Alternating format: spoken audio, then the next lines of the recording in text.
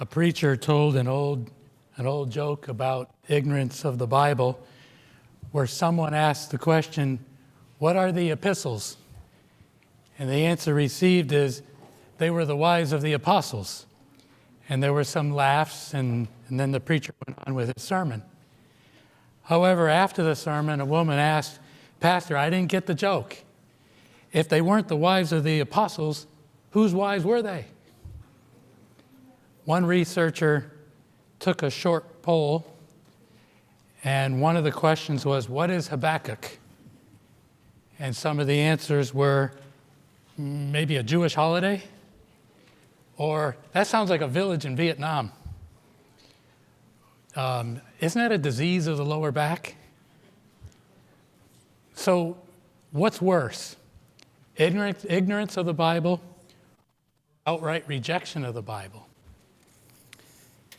You know, a Russian dictionary a few years back had a definition for Bible. When people looked it up, this is what they found: a collection of fantastic legends without scientific support. It is full of dark hints, historical mistakes, and contradictions. It serves as a factor for gaining power and subjugating unknowing nations. Now, that was obviously communist propaganda, but likely most atheists today would agree.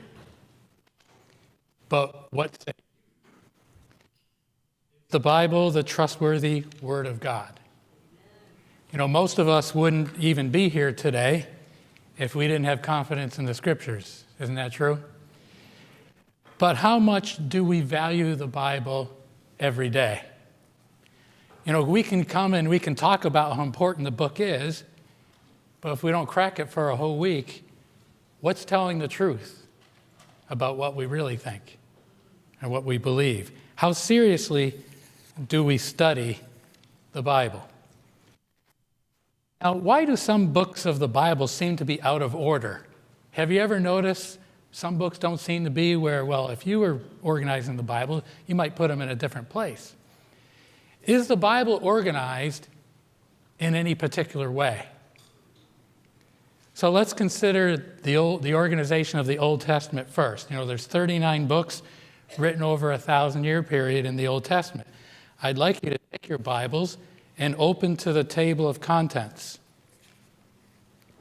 In the table of contents, we don't usually look at the table of contents, but there's some important things that we're going to observe for a couple minutes here, just in the table of contents. So what we see here is the first 5 books: Genesis, Exodus, Leviticus, Numbers, Deuteronomy. These are known as the Pentateuch, the books of the law, the first 5 books of Moses. And are those in order? Yeah, they're in order. And then we go to, well, from Joshua. Look at Joshua, Judges, Ruth. Then we get the Samuels, the Kings, the Chronicles, Ezra, Nehemiah, Esther. What do all those books have in common? Those are all books of history. They just tell what happened. And so from Joshua to Esther, those are all in chronological order as well. There's no interruption in the order. Now we go to the books: Job, Psalm, Proverbs, Ecclesiastes, Song of Solomon. What do we usually call those books? Do you know? Usually they're referred to as the books of wisdom, sayings of Solomon, and so on. But these books are not in order with the rest of the books, because Job was written by Moses. That would have to go over there with Genesis. And Psalms was written by David. That would have to go over with 1st and 2nd Samuel. And then the ones written by Solomon would go over there with 1st Kings. Well, 2nd Samuel, 1st Kings. So they're in order in their own little group: Job, Psalm, Proverbs, Ecclesiastes, Song of Solomon, but it's a separate group. So what have you seen so far about the organization of the Old Testament? You have the 5 books of the law, then you have several books of history, then all the books of wisdom are put together in one collection. What's the rest of the Old Testament? Yeah, it's prophets, from Isaiah to Malachi. And these aren't in order either, although there is some order within it. So the first prophets, Isaiah, Jeremiah, and Lamentations, Ezekiel, and Daniel, those books are in order amongst themselves, but they would all go with 1 Kings and 2 Kings if they were going to be put in order with the whole Bible. So these books, Isaiah, Jeremiah, Ezekiel, and Daniel, are referred to as the major prophets. And this is an interesting thing because the next 12 books are called the minor prophets. Why do you think some are called major prophets and some are called minor prophets? Did it have anything to do with the importance of their call? No. What do you think is why we call some major and some minor? It's the length of the books, and that's all.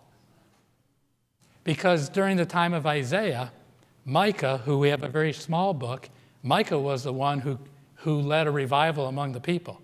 He was the one the people knew. Now, they knew about Isaiah, but Isaiah wasn't there with the common people the way Micah was. So the popularity of the prophets, most likely Micah was much better known, and Micah was seen as a much greater force. But Isaiah was a more quiet, educated man, and God used him to do more of the writing. We have benefited probably a lot more by Isaiah today. But just because Isaiah's book was long did not make him a more important prophet than Micah. So major, minor prophets is just referring only to the length of the books. All right, so then we have 4 major prophets, and then there's 12 minor prophets. These minor prophets are not in order at all. Well, there is a little order at the end. The last 3 are post-exilic prophets. Haggai, Zechariah, and Malachi, the last 3 are in order, the last 3 prophets of the Bible. Haggai and Zechariah were actually contemporaries. They were there at the same time. And they even knew each other, okay? And they even gave messages together, all right, at the temple when it was rebuilt, all right? But those 9 prophets before them, they're all before the exile, and I don't know if anybody could even agree on the order. Because when you read what scholars say, they have different theories for when these prophets worked. And so they're not in order. All right, so how is the Old Testament organized? It's organized in 4 categories: books of the law, books of history, the books of wisdom, and then all the prophets. So whoever organized it had a way of doing it. And they weren't trying to satisfy us by putting everything in chronological order. Maybe that doesn't matter to you, but I like things in chronological order. So, but when you understand how it's put together, it makes sense. Now, let's look at the New Testament quickly. The Old Testament was written over 1,000 years. The New Testament was written over probably less than 50 years. And it's about 450 years after the Old Testament. So first 4, you have Matthew, Mark, Luke, and John. You have the Gospels. And they're all telling basically the same story from different angles. And then you have the story of Jesus. Then you have the book of Acts, which is the only book of history for the New Testament. You have lots of books of history in the Old Testament, but just 1 in the New. And then you have, rather than have things in order as they were written, you have 21 epistles, and they are not in order. They're grouped in a special way. So what's that special way? If you look at Romans, 1st and 2nd Corinthians, Galatians, Ephesians, Philippians, Colossians, then you got the 2 Thessalonians, the 2 Timothys, Titus, Philemon, Hebrews. What do all those epistles have in common? They're all written by Paul. So whoever organized the New Testament put all Paul's epistles together, and instead of trying to put them in the order he wrote them, guess how they did it? Romans is the longest epistle of Paul. And then in 1 Corinthians, then 2 Corinthians. They did them in order of the length of the books. And Hebrews doesn't fit that at the end, and that's because there were a lot of people who didn't believe Paul wrote Hebrews. So whoever organized this just put Hebrews at the end. And Hebrews ends up becoming the divider between Paul's epistles and what scholars call the general epistles. The general epistles are James, 2nd Peter, 1st, 2nd, and 3rd John. So they're organized in a particular way, by author and by length. And then your last book, of course, is a book of prophecy, apocalyptic prophecy, the book of Revelation. Okay, so I hope that was interesting. But let's do a little trivia here. Who wrote more of the Bible than any other writer? I heard Moses and I heard Paul. Which is it? It's Moses by a long shot. Okay? Moses wrote about 22% of the Bible. Now, I'll for those who want Paul, I'll give you the next question. Who wrote more of the New Testament than any other writer? Paul. Now, it's not by a long shot, though. Listen, there's another New Testament writer. Paul wrote 14 books. This other New Testament writer wrote almost as much as Paul, but he did it in 2 books. It's Luke. John would be third in the New Testament, though. All right, now, there is one Old Testament writer that wrote, he didn't write as much as Moses, not nearly as much as Moses, but he wrote more than Paul or Luke did. Anyone have a clue? It'd be Ezra. Ezra wrote 1st and 2nd Chronicles, and he wrote Ezra, and originally Ezra included Nehemiah, and then someone way past in time separated in 2 books. Actually, 1st and 2nd Samuel, 1st and 2nd Kings, 1st and 2nd Chronicles, those were all originally single books, but they were long, so somewhere back in time, some scribe said it'll be easier for people. You know, can you imagine how long those scrolls were? Let's kind of break it up so we don't have to have scrolls that go, 300 yards. So Nehemiah, some of Nehemiah is written in first person. So we know Nehemiah wrote at least some of it. But since Ezra and Nehemiah are originally one book, Ezra is the one who put it together. And he used some of the things Nehemiah wrote, but he put the book together. And then later, people decided to separate it because it's kind of obvious that there's a different viewpoint of a different author in some places. And it's a different story. All right, so what's the longest book of the Bible? All right, people most likely would say Psalms right away because it has 150 chapters. A lot of those chapters, though, are very short. And so in my Bible, when I counted pages, Psalms had 79 pages. The second longest book has 70 pages. It's not that much shorter than Psalms. What do you think that second longest book is?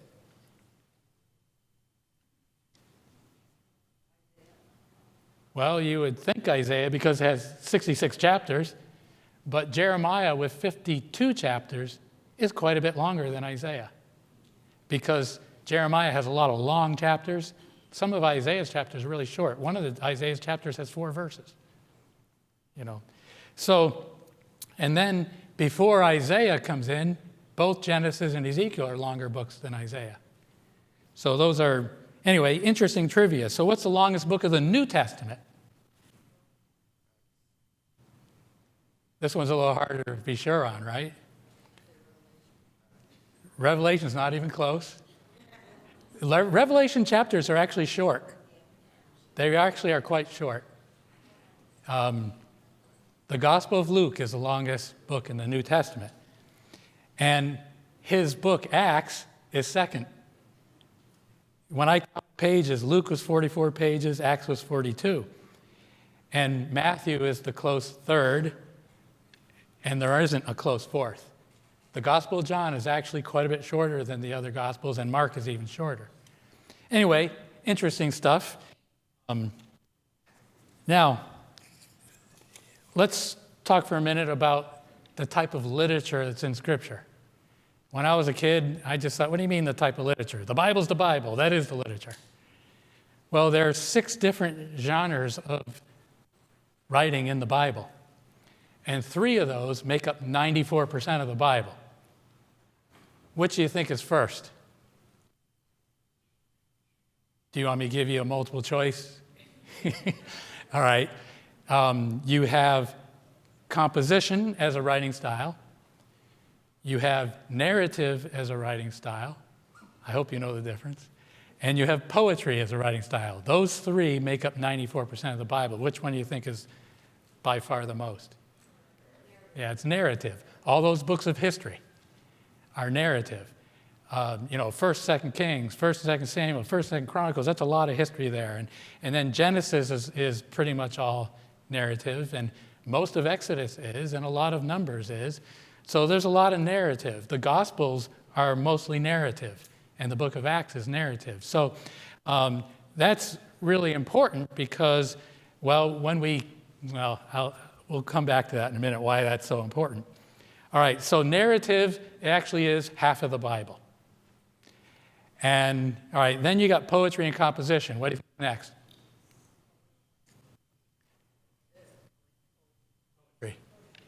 Because all those major prophets and all those minor prophets, their writings are almost 100% poetry. But if you have a King James Bible, you don't know that. Now, I'm a King James guy, but this is one area I wish King James writers would do something. The New King James, they wanted to show the poetry, and so if you get the New King James, all those prophets are written in poetry. So you can see, and it actually helps understand things if you realize you're reading poetry. If you don't realize you're reading poetry, it's a disadvantage. So poetry is about 28% of the Bible, more than a fourth. And then also the books of wisdom. Psalms, not Proverbs. Ecclesiastes, Song of Solomon, and Job are also books of poetry. All right, so the books of the prophets and the wisdom literature is almost all poetry. All right, so now we're up to 78% of the Bible, and the next one is 16% of the Bible, and that's composition. Composition is just written instruction, letters, kind of essay-style writing. The writings of Moses, the books of the law, are mostly composition. The New Testament epistles are composition. All right? And probably the biggest section of composition in the Old Testament is the book of Deuteronomy. And then the biggest one in the New Testament is probably the book of Romans.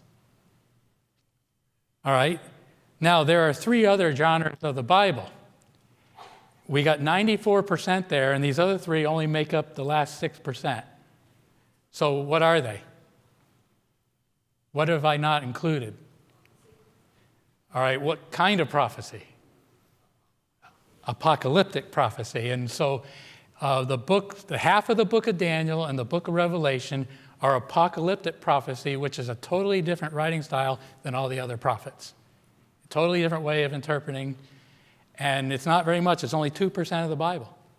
That 2% of the Bible that Seventh-day Adventists get really excited about, you always have to keep in mind, it's only 2% of the Bible. Don't forget the rest of it, right? So what else are we missing? So we're up to 96% of the Bible now. I mentioned one of them before when I was talking about the books of wisdom. One of them doesn't count as poetry. Ecclesiastes is poetry. It's the book of Proverbs. Proverbs is not poetry. Proverbs is Proverbs. That's its style. It's wisdom sayings of Solomon. So 2% of the Bible is Proverbs. So what have I left out? The last 2%. I'll give you a hint. The last 2% is almost all found in the Gospels. Parables. Good.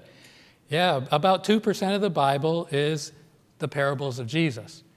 Now, there are a couple things in the Old Testament that probably could be argued as parables, but mostly it's Jesus. Now, does it matter to know what genre you are reading? It's helpful to recognize the different genres because you don't try to read poetry the same way as you read narrative. You won't understand as much. This is why people find the book of Isaiah much harder to understand than 1 Kings, because you can't read it the same way you read 1 Kings. It's poetry. And when you're reading the King James, nothing even clues you that it's poetry. That's why it's good to have more than one translation, just so you see things and don't miss things. Right? So there are different levels of difficulty for Bible interpretation for the different genres. So how should we read each of these different styles of writing? Now here comes the good news. Narrative, which is 50% of the Bible, is by far the easiest to understand. Children can understand almost everything in the narrative because the context is usually easy to follow. You don't get lost.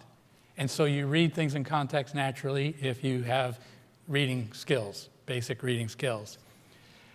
And you can generally read literally at face value. You don't have to worry about, hidden meanings or codes. But you can miss things if you don't know much about the historical background, the culture and customs of the people. And so reading up on historical background can really enlarge your understanding. You can get a lot more out of it. And a Bible encyclopedia is useful here. I believe everybody should have a Bible encyclopedia. I think it's inexcusable not to have one. Because if you don't have one, it's almost like saying, I don't need to know. I don't need to understand the Bible that well. Is that how you feel? No. I won't ask you to raise your hand if you have a Bible encyclopedia. I mean, how are you going to understand certain things that are historical or cultural any other way? Well, there is another way.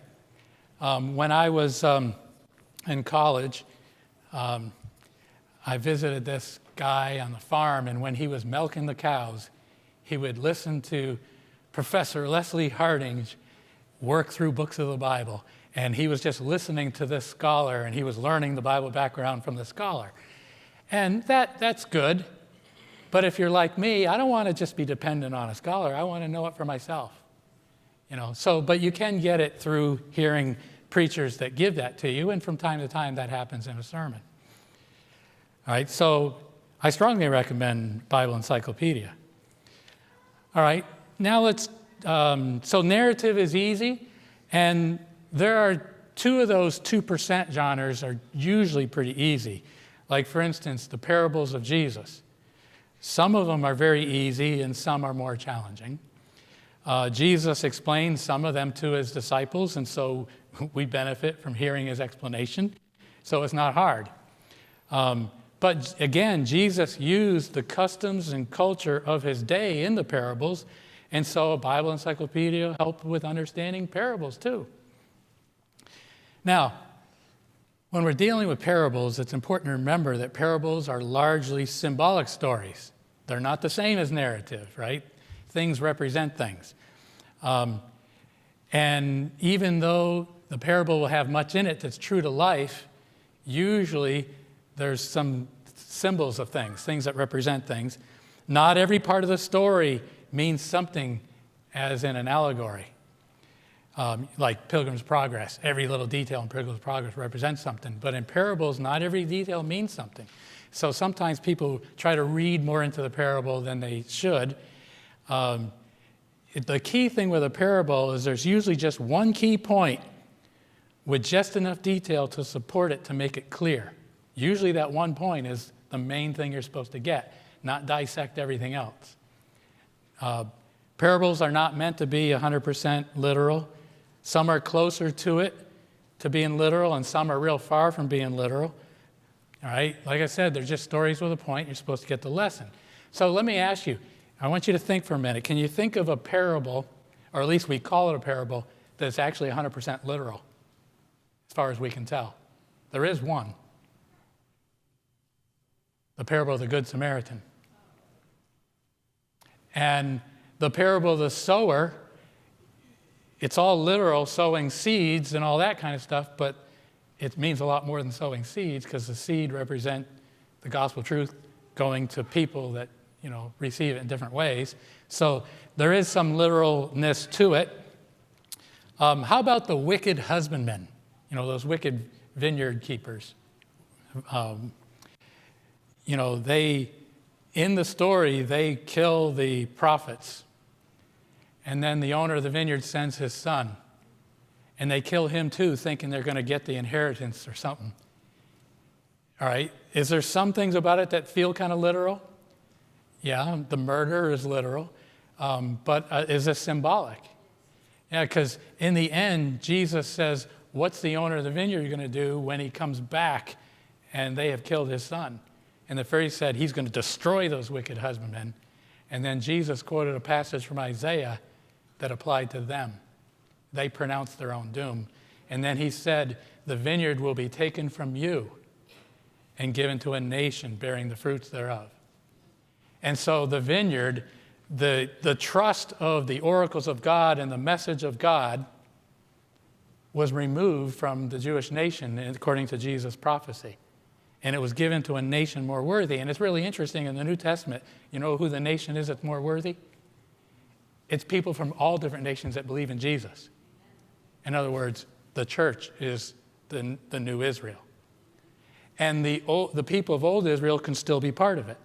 They're not left out, but the nation lost their privilege.